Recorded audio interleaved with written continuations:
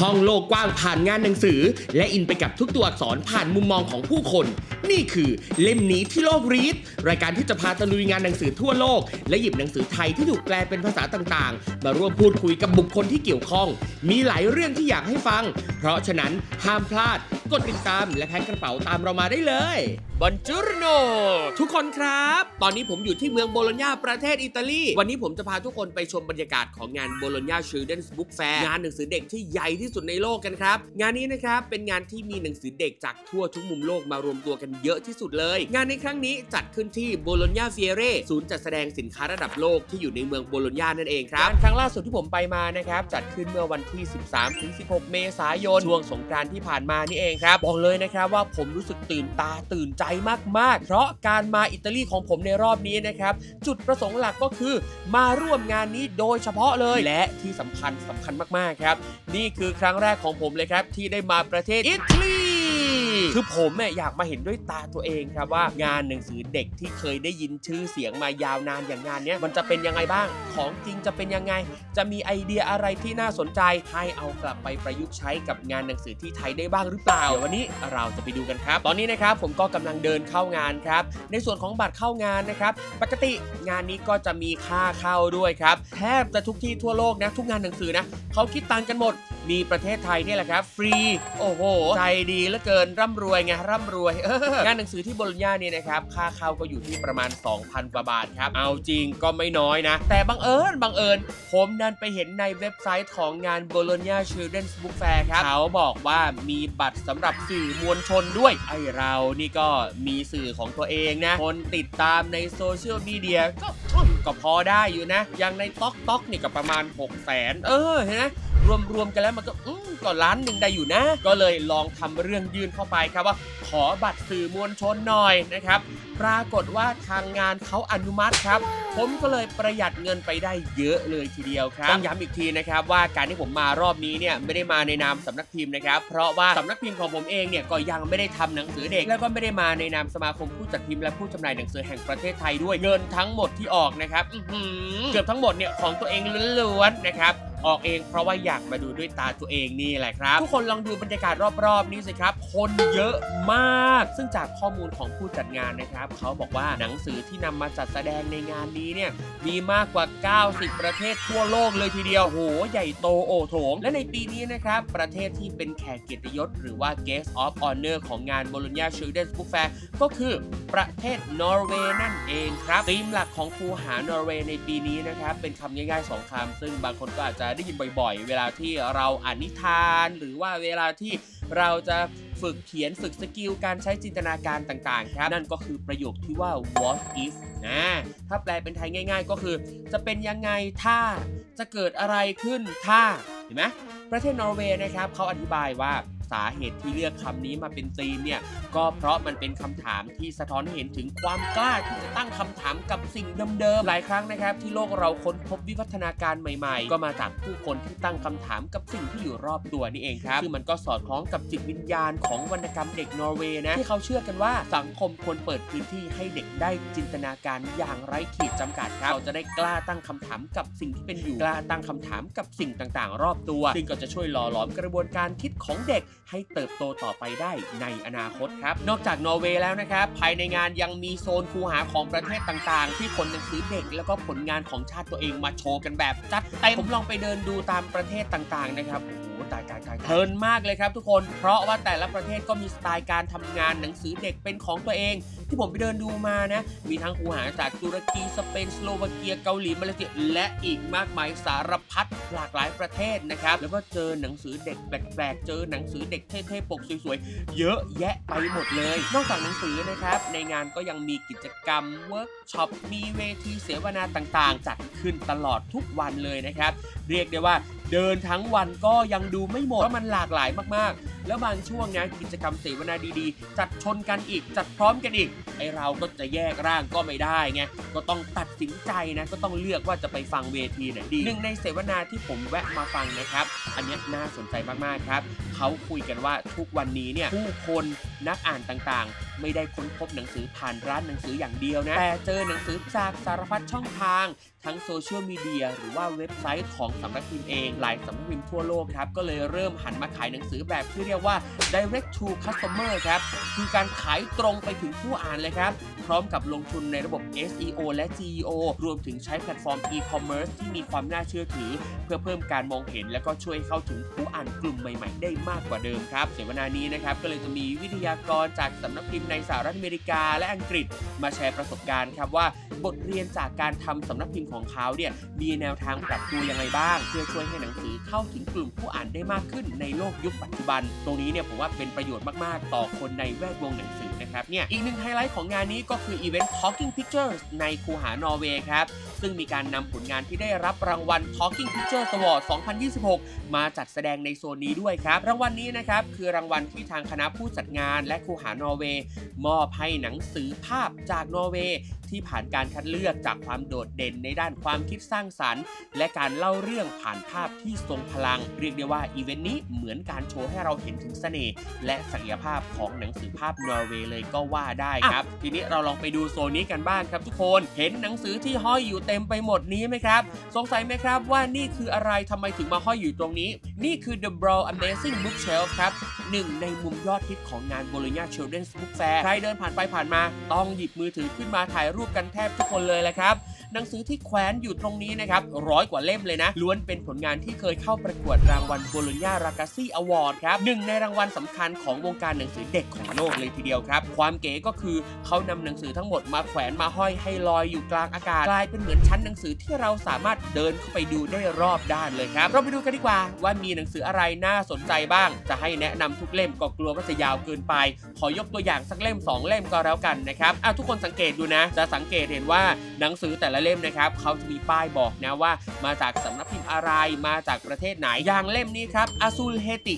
จากสำนักพิมพ์กองปัญญาดัสเลตรัสจากประเทศบราซิลครับแอบเปิดดูนะหนังสือเล่มนี้เป็นหนังสือที่เล่าเรื่องการอพยพของครอบครัวชาวเฮติมายังประเทศบราซิลซึ่งก็เล่าถึงผู้อพยพที่ต้องมาเริ่มต้นชีวิตใหม่ในต่างแดนเป็นหนังสือเด็กที่พล็อตล้ำมากนะครับทุกคนใครจะไปคิดว่าเราจะมีหนังสือเด็กที่เล่าถึงประเด็นการอพยพรวมไปถึงอัตลักษณ์ทางสังคมของผู้ลี้ภัยด้วยข้างๆเป็นหนังสือจากประเทศฝรั่งเศสครับชื่อแอบอ่านยากนิดนึงนะเพราะเป็นภาษาฝรั่งเศสชื่อนี้นะครับเรียกกันสั้นๆว่าบัสเบลก็แล้วกันสำเนียงเป๊ะไม่เป๊ะอย่าว่ากันนะครับผู้เขียนเนี่ยเขาเอานิทานเทพนิยาย7เรื่องมาตีความใหม่ให้สอดคล้องกับยุคสมัยปัจจุบันครับอย่างเช่นเรื่องนี้เจ้าหญิงนิทราแห่งการยินยอมโอ้โหทุกคนพูดถึงเจ้าหญิงนิทราใช่ไหมครับบางครั้งเนี่ยก็มีนักวิชาการบางคนวิเคราะห์ว่าเจ้าหญิงนิทราถูกล่วงละเมิดทางเพศจากเจ้าชายไงเพราะเจ้าหญิงนิทราหลับอยู่เฉยๆอยู่ๆเจ้าชายมาจูบแต่เขาก็เอามาตีความใหม่ให้มันสอดคล้องกับเรื่องการคอนเซนต์เรื่องการยินยอมตรงนี้น่าสนใจมากๆเลยนะครับถ้ามีสำนักพิมพ์ไหนในประเทศไทยจะซื้อลิขสิทธิ์มาแปลบอกเลยผมช่วยขายเต็มที่ทั้งหมดทั้งมวลนี้นะครับก็เป็นแค่น้ำจิ้มเท่านั้นนะครับยังมีหนังสืออีกมากมายที่อยู่ในโซนนี้ที่ควรค่าแก่การถูกค้นพบมากๆเป็นยังไงกันบ้างครับทุกคนสำหรับบรรยากาศภาพรวมในงานวันนี้ผมคิดว่า Bologna Children's Book Fair นะเป็นงานหนังสือระดับโลกที่ทำให้เราเห็นถึงความคิดสร้างสรรค์มากมายและได้เห็นถึงไอเดียใหม่ๆในวงการหนังสือเยอะมากเลยแหละครับที่ผมพาทุกคนมาเดินชมในวันนี้นะครับเป็นแค่ส่วนหนึ่งของงานเท่านั้นครับเพราะภายในงานยังมีอีกหลายโซนที่น่าสนใจมากๆถ้าชอบคลิปนี้อย่าลืมกดไลค์กดติดตามกันด้วยนะครับตอนหน้าผมจะพาไปดูส่วนไหนในงาน Bologna Children's Book Fair อีกรอติดตามกันให้ดีวันนี้ลาไปก่อนเฮ้ยยังไม่ลาไปดูก่อนดีกว่าว่าวันนี้เราจะไปคุยกันเรื่องหนังสือเล่มไหนไปติดตามกันเลยครับเล่มนี้ที่โลกรีด EP นี้นะครับอยู่กับแขกรับเชิญอีกท่านหนึ่งครับที่ผมรู้สึกว่าไปแล้วเป็นเกียรติมากๆนะครับที่ได้มานั่งคุยนะครับพี่ริสวนจาก Plan for Kids นะครับสวัสดีครับสวัสดีค่ะตื่นเต้นจังเลยครับพี่ริสวนพี่ก็ตื่นเต้นค่ะ ผมแอบถามก่อนพี่ริสวนอยู่แวดวงนี้มานานแค่ไหนแล้วครับตั้งแต่เรียนหนังสือจบมาก็อยู่แวดวงหนังสือแต่ออกมาสร้างงานของตัวเองเนี่ย28 ปีละก็คือพี่ริสวนคือผู้ก่อตั้ง Plan for Kids เลยตั้งแต่ยุคนั้นอยากรู้กันครับว่าทำไมถึงเริ่มทำ Plan for Kids ขึ้นมาครับมันมีเหตุเป็นไปหลายๆอย่างแต่เรื่องใหญ่ที่สุดก็คือว่าพี่เชื่อมั่นว่าการอ่านในเด็กเล็กเนี่ยมันสำคัญนะเพราะว่าเราเล็กๆเราก็ถูกเลี้ยงมาด้วยหนังสือเหมือนกัน อาจจะไม่ได้อุดมสมบูรณ์เหมือนเดี๋ยวนี้นะครับแต่อย่างน้อยๆ เราก็มีห้องสมุดให้เราเข้าเราก็ได้เห็นว่าโอ้นิทานมันสนุกยังไงอันเนี้ยคือที่มันติดตัวมาจนวันหนึ่งที่มาทำงานพี่ก็เข้าอยู่วงการหนังสืออยู่วงการแมกกาซีนเราเป็น AE ขายโฆษณาแต่ว่าคอนเทนต์มันคือวงการครอบครัวนี่แหละเราก็เลยรู้สึกว่าเฮ้ยมันยิ่งลงลึกลงไปอ่ะคือก่อนหน้านั้นเราไม่ได้มีความรู้เรื่องการเลี้ยงลูกเรื่องอะไรเนาะแต่พอวันหนึ่งที่เรามีโอกาสเข้ามาทำเนี่ยแล้วการที่ได้เห็นโลกกว้างครั้งแรกที่พี่ไปแฟรงก์เฟิร์ตบุ๊กแฟร์พี่ยืนงงปีไหนครับปีไหนสัก34-35 ปีที่แล้วครั้งแรกที่ไปนะครับคือพอไปถึงอ่ะก็ยืนงงว่าโลกของหนังสือทำไมมันใหญ่อย่างนี้ตอนคุณทำไปอ่ะมันหดไปหลายฮอแล้วนะนี่ขนาดหดสมัยก่อนผมยังรู้สึกว่ามันใหญ่มากเลยนะครับพี่สวนสมัยก่อนเนี่ยฮอมันเยอะกว่านี้นะคะแล้วก็พอเราได้ลงไปเจาะลึกกลุ่มหนังสือเด็กอ่ะบอกตัวเองอันนึงว่าฉันมีโอกาสฉันต้องหาเรื่องดีๆไปขายในประเทศไทยต้องไปให้เด็กไทยได้สัมผัสหนังสือเด็กอ่ะนอกเหนือจากเนื้อหาดีๆแล้วเนี่ยการนำเสนอก็มีความสำคัญว่าจะนำเสนอยังไงให้เด็กรู้สึกสนุกอย่าให้เด็กรู้สึกว่ามีแต่ตัวหนังสือมันเครียดนะคะแล้วก็เลยมาสร้างแล้วก็วันหนึ่งก็มีโอกาสก็มาอยู่ในฟิลนี้ก็เชื่อมั่นจนวันนี้ก็ยังไม่รู้ว่าถ้าไม่ทำอันนี้เราจะไปทำอะไรนะครับก็มีความรู้สึกว่าเฮ้ยชีวิตเรามีประสบการณ์มาเราทำสิ่งดีๆให้สังคมได้ไหมแต่มันก็เหนื่อยกับการที่จะต้องทำธุรกิจควบคู่กันไปพี่ก็เชื่อมั่นอย่างเงี้ยแล้วเนี่ยปีนี้ปีที่27ละ27-28 ปีแล้ว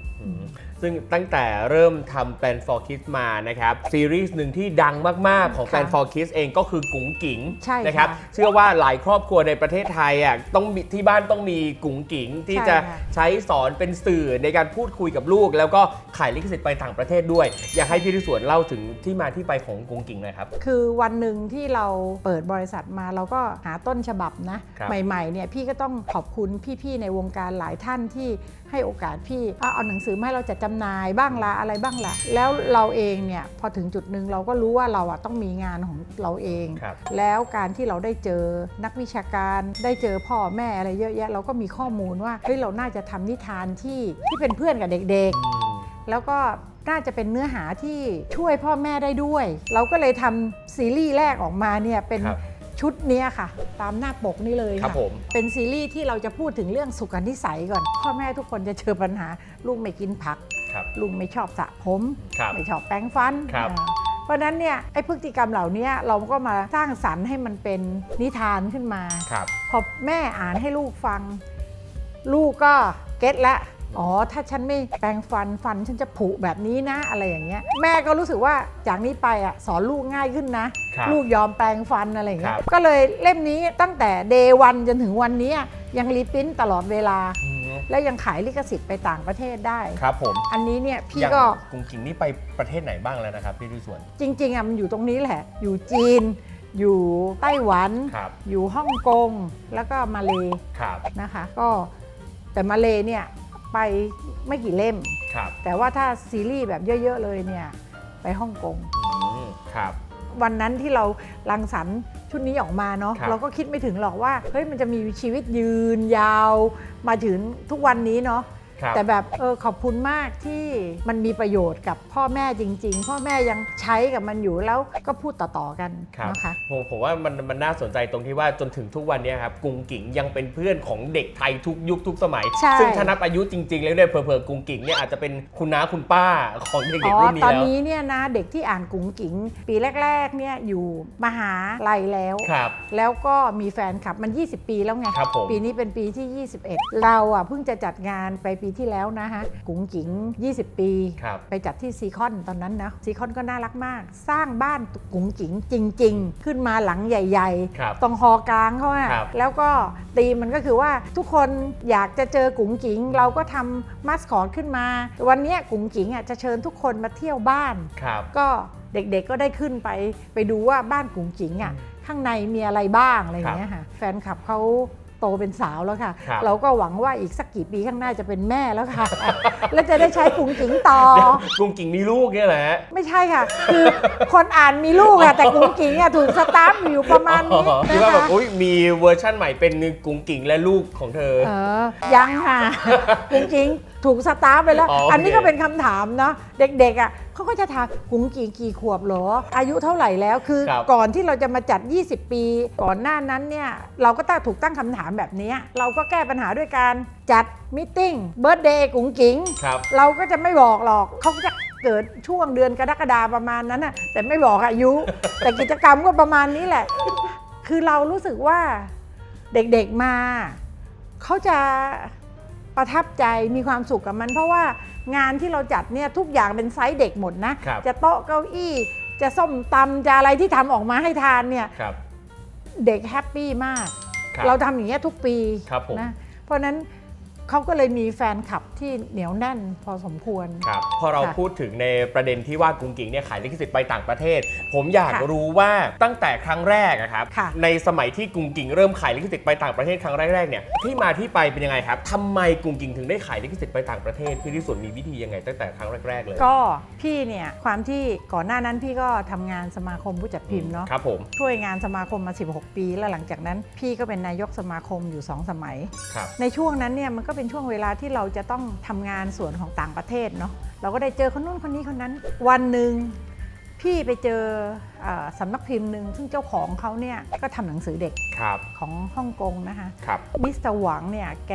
เป็นคนน่ารักมากทุกครั้งที่ฮ่องกงบุ๊กแฟร์เนี่ยแกก็จะเชิญทุกสำนักพิมพ์ที่แกรู้จักเนี่ยไปกินข้าวด้วยกัน แกก็เป็นเจ้าภาพนะโต๊ะจีนใหญ่ๆเนี่ยแล้วก็จะแนะนำให้คนนี้รู้จักคนนั้นอยู่จะร่วมมือกันยังไงได้บ้าง อย่างสำนักพิมพ์หนึ่งกำลังทำหนังสือเอาม็อกอัพมาอยู่สนใจจะซื้อไหม ก็จะได้ในราคาต้นทุนด้วยกันอะไรอย่างเงี้ยพี่ก็ได้รู้จักเนี่ยแล้วก็หลายคนก็เฮ้ยเราก็บอกว่าเราทำหนังสือนี่แกเองนั่นแหละเป็นคนที่ตัดสินใจว่าจะซื้อหนังสือของพี่แล้วก่อนหน้านี้เลยเนี่ยเราทำชุดหนึ่งออกมาคือสอนเด็กปั้นดินน้ำมัน ครับ ปั้นกับพับแกก็เห็นหนังสือเล่มนี้แกก็อยากจะไปตีพิมพ์บ้างนะแกก็เลยซื้อลิขสิทธิ์ไปพิมพ์ก่อน แล้วกุ๋งกิ๋งถึงจะตามไป ทีนี้การตามไปเนี่ยซื้อทุกซีรีส์เลย ครับนั่นแปลว่าตั้งแต่แรกเลยเนี่ยที่เริ่มทำกุ้งกิ่งมาก็ยังไม่ได้คิดถึงขั้นว่าจะไป ใช่ ขาย ตอนนั้นเนี่ยไม่ได้คิดว่าฉันต้องอย่างนี้แต่พอเริ่มขายได้ก็ ไปอีกอะไรอย่างเงี้ย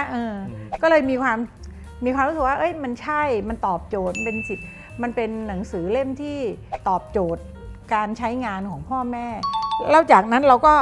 ล้างมาเราก็มาพัฒนาให้มันมีปากกาอ่านได้นะคะ ครับผม ที่อยู่ตรงปกเนี่ย ครับ อันนี้ก็เป็นสิ่งที่มันตามมา แล้วเราก็ทำ2 ภาษาเนี่ยพ่อแม่เขาอยากได้2 ภาษา ครับ เราก็ทำ2 ภาษาแต่หลายคนก็จะถามว่าแล้วทำไมพี่ไปพิมพ์คนละหน้าบอกว่าเด็กการแปลภาษา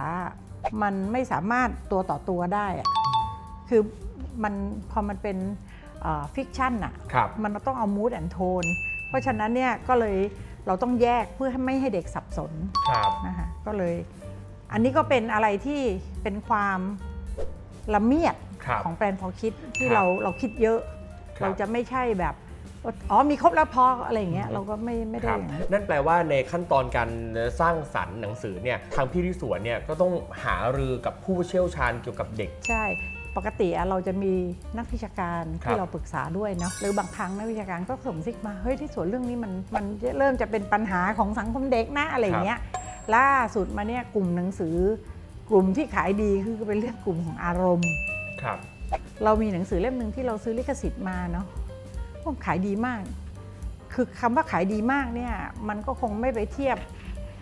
แฮร์รี่พอตเตอร์สมัยก่อนเนอะนะแต่ว่ามันจะได้รีปรินท์ตลอด2-3 เดือนรีปรินท์ครั้งหนึ่ง3-4 พันเล่ม ไปเรื่อยๆของมันเนี่ยชื่อกอดวิเศษ กอดวิเศษ เล่มนี้ก็เป็นเล่มที่เราซื้อลิขสิทธิ์มานะครับ แล้วเราเห็นเลยว่า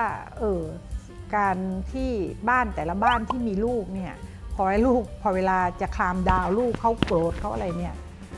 มันเป็นเรื่องที่หลายบ้านแก้ปัญหาไม่ได้ ครับ ไม่รู้ว่าจะทำยังไงอะไรเงี้ยลูกโกรธ